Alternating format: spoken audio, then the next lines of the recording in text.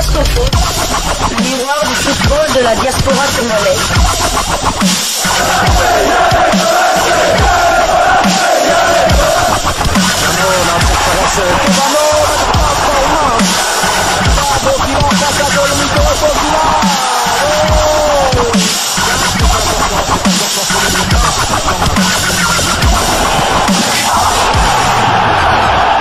Diasco Foot, le miroir du football de la diaspora congolaise.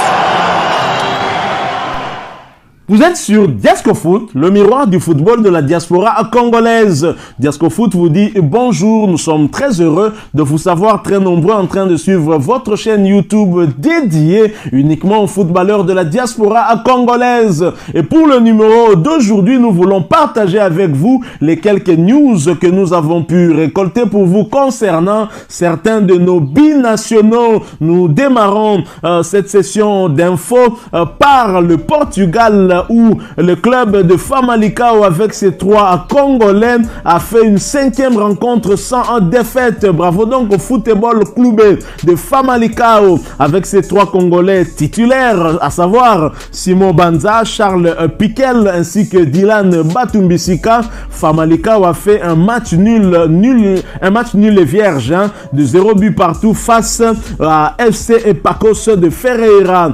Le club occupe actuellement malheureusement la 16e place au classement de la Liga NOS, championnat portugais de première division. Alors nous quittons le Portugal pour descendre du côté de la Belgique et avoir des nouvelles de notre binational congolais, pas encore international congolais, même s'il est convoité par la République démocratique du Congo en prévision des matchs des barrages de la Coupe du Monde Qatar 2022 qui vont se jouer au mois de mars prochain. En Belgique, le KRC Genk s'est imposé facilement avec un Théo Bongonda à buteur. L'attaquant de Genk a participé à la victoire de son équipe face à Beerschot en inscrivant le 3e but de son équipe dans cette rencontre et c'était sur un penalty. Théo Bongonda cette saison, c'est 7 buts inscrits et 3 passes décisives. Voilà donc tout pour l'information concernant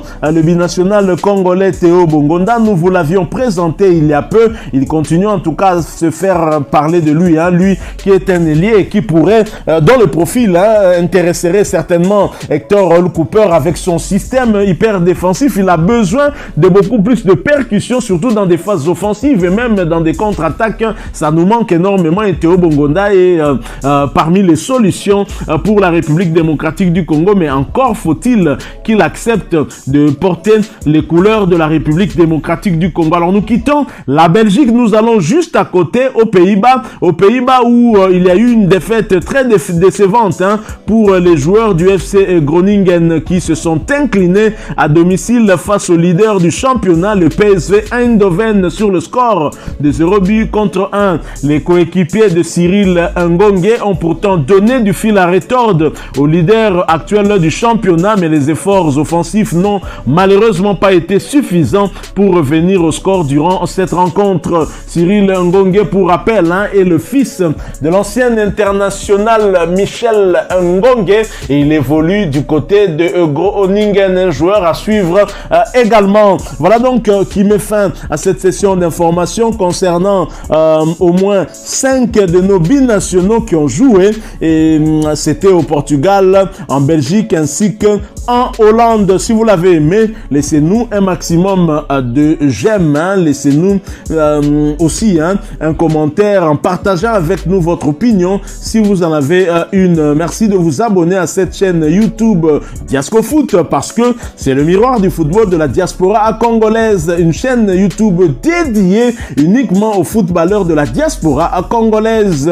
Merci de vous abonner, je l'ai dit, n'oubliez pas d'activer la petite cloche de notification. Merci encore une fois d'avoir suivi ce numéro du Diasco Foot. Nous vous promettons de revenir très bientôt avec un autre sujet d'actualité concernant nos binationaux, concernant des footballeurs de la diaspora congolaise. En attendant, portez-vous bien et Diasco Foot vous dit au revoir.